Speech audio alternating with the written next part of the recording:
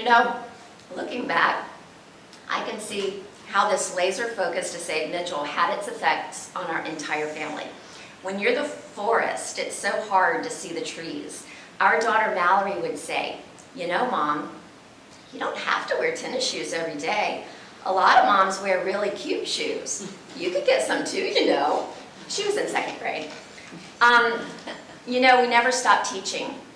We never stopped teaching our daughters, whether directly or indirectly. They are always noticing. And as women, it gives us an opportunity to recognize that we notice about each other. So if you notice something positive, give that person that compliment, give them that credit, because it's inspiring. Too often the person who receives the compliment never hears the compliment. And what a wonderful world it would be if we could just change that a little bit. In 2005, a former Mrs. Colorado was a guest in my daughter's fourth grade class. And I watched the kids listen with both their ears, and I saw their faces light up, and I realized the impact of a crown. This beautiful and confident lady had inspired me too, and I began to wonder about how maybe I could learn more about how to make a splash in the world and help others along the way. So that night, I searched Mrs. Pageants, and I thought I would just, kind of find out what it was all about. I didn't realize that in that moment of that Google search, I was making a decision that would redirect my path and arm me with a mission to raise awareness for autism and the importance of early intervention. Click, click, click. 6 weeks later, I was on stage in the Mrs. South Carolina state pageant where I came in first runner-up. Bigger than that, I shared a weekend with extraordinary women who had reasons far greater than themselves for competing. Although I didn't take the crown that year, I really wasn't ready.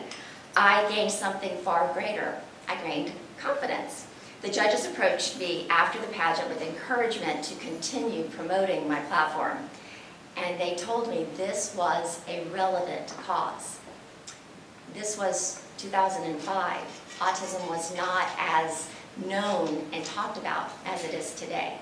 That validation was so important.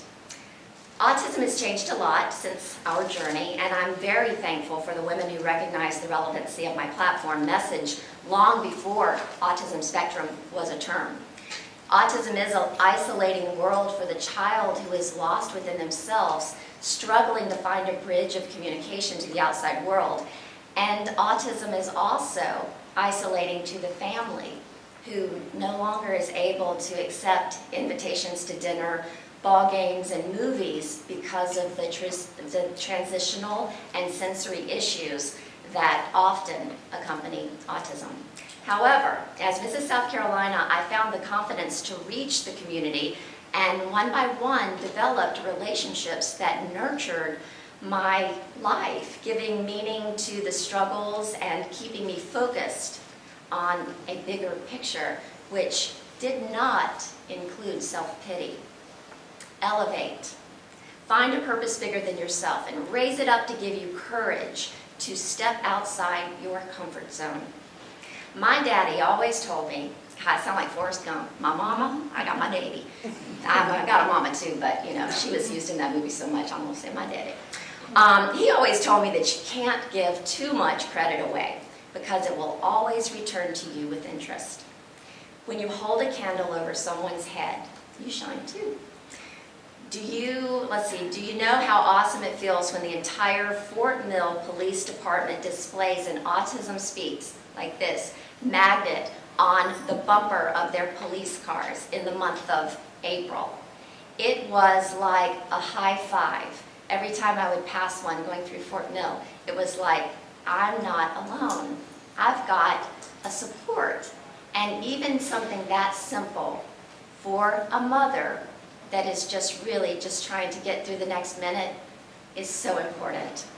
Bottom line, we were impacting positive change, and it all began with one conversation, like the one we ladies had. In 2006, I won the title and continued to promote autism in South Carolina. However, here comes the lesson. I did learn a valuable lesson at nationals. I'd already learned it before, but sometimes there's these little follow-up test that we need in life just to make sure we got it. I learned it. I got it now. So it's like, check. We're all tested. Right voices, right choices. I was encouraged at Nationals to tweak my platform to a more general message that people may relate to. Help my marketability. Instead of autism, I promoted a healthy diet. I felt like a complete poser.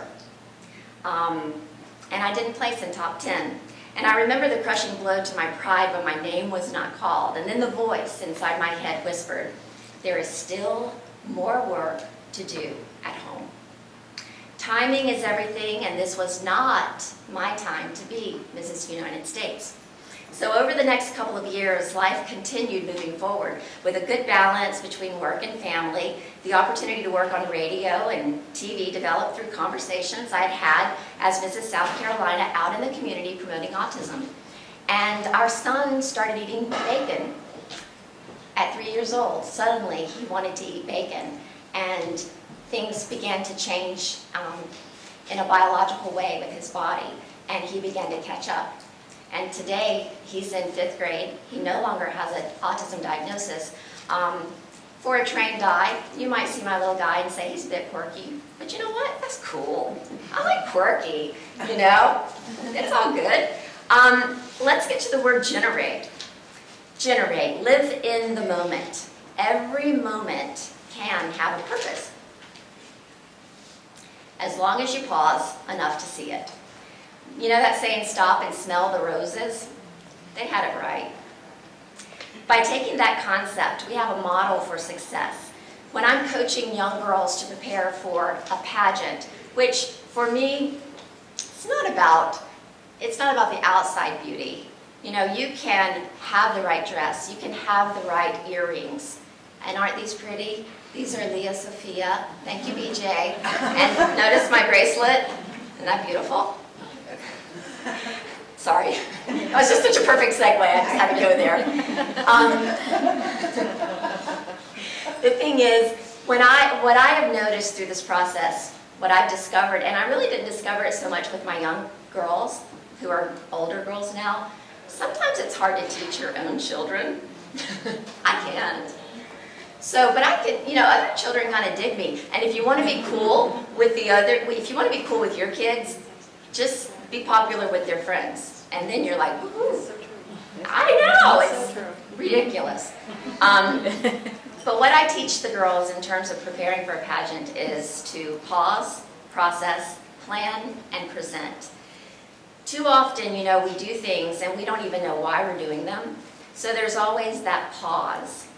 You want to know why you're doing something. It's living consciously. We are so crazy society now with our smartphones and our agendas and our, you know, it's like everything is obtainable and we want, you know, opportunity has an expiration date and it just keeps us so fired up and so pumped. But let me give you an example of what it looks like when maybe you need to pause a little bit longer. And it's about my husband. We've been married 18 years on the 12th, and he's awesome, but he's really fun to talk about. The other day, it's kind of like when we had Mitchell and the child psychologist. The very first time, he looked at Mitchell after, you know, about 2 hours of just talking with us, and then he looked at my husband and he's like, you know, I'm not quite sure where this diagnosis is going to go, but I can tell you this, Jay, I don't think the apple falls very far from the tree. So maybe this example, this story doesn't apply to you, but it does fall into that. We need to pause long enough to really think about things. But yeah, he's great about making me coffee, and I was doing, you know, some errands in the house, and I heard the coffee bubbling and beginning to make, and then I looked over and I realized that he had put the water in, he put the coffee in, but the coffee pitcher was still on the counter. So quickly I ran and just put it under there. So that's an example. Consciously make the pause long enough to realize what you're doing. And lessons can be learned in funny places. One time I was on a beach. I love to talk. Can you tell? I was talking to a lifeguard, you know, surfer dude, and he starts talking about his Buddha life mentality. I'm like, really? Tell me about that. And he said, well, you know, with the Buddha, you don't rush to get to the next thing. You enjoy what you're doing. So like when you're washing the dishes, you don't hurry up and get done to watch the TV show. You think about how that warm, sudsy lather feels on your hands. Oh, so you know what? The funny thing is, when I got home and I was washing dishes, I'm like, warm, sudsy lather. Jay's like, are you done? Oh, it's crazy. When you think about pausing, it's just owning your decision, making it a conscious decision. The process is, you know, again, there is a process. You want to make sure that what you're choosing to do is lining up with what your goals are. Is it distraction or is it destiny? You don't know unless you know yourself. And the Mrs. Pageant gave me an opportunity to really know myself because I paused long enough to answer those questions where the 10 years prior to that had always been, I can tell you my kids' favorite things, my husband's favorite things, but mine? Gee, been so long since I even thought about that. So there was definitely a time to readjust and move on to the next chapter. When you plan, it makes a difference. It gives you that script. It keeps you in alignment with where you want to go. And then when you do those three things, the presentation part is easy. It's like muscle memory. You just do it. Cool story about generating opportunities for yourself. Before I married Jay, I worked for a temporary placement agency where my job was to meet decision makers, pitch our really awesome pool of talented workers, and get a signed contract for exclusive partnership to place our temporary workers to fill the needs of the company. There was this one corporate account that no matter how hard I tried, and you know, my first sales job was like cold calling, selling copiers. It's like the greatest thing for perfecting comedy, because if you walked in the door and you tripped over the rug, you could just, what? And then they would laugh and then they would like you. So it was okay. I was really trying my best tricks to meet this decision maker. Got to know everybody else, it seemed, in the front office, but I just couldn't get to that shut door. So one Friday afternoon on a plane heading to Pennsylvania to see my fiance, I found myself sitting beside an executive type, and we began to chat. And you know, as the conversation bounced back and forth between various topics, I must have needed to vent my frustration about my day, this hard to reach decision maker, and what we ladies often do, you know, the more we listen, the more he listened, the more I talked, and who knew I had so much to say. He was probably thinking, flight attendant, save me, or Calgon, take me away. Upon the completion of my rant, he inquired the company name. Then, as if in slow motion, he puts out his hand and he says, allow me to introduce myself. I am the decision maker. So I was like, oh, the good news is, after I was like so many shades of red, he wanted to hear my presentation. So on the flight from Charlotte to Pennsylvania, I presented, he listened, and by landing, we had signed a deal for our company to be the exclusive provider for this Fortune 100 company. So I was pretty pumped. Goes back to have your plan, be prepared, and generate an opportunity. If I'd never talked to him, that opportunity would have just flown right on by.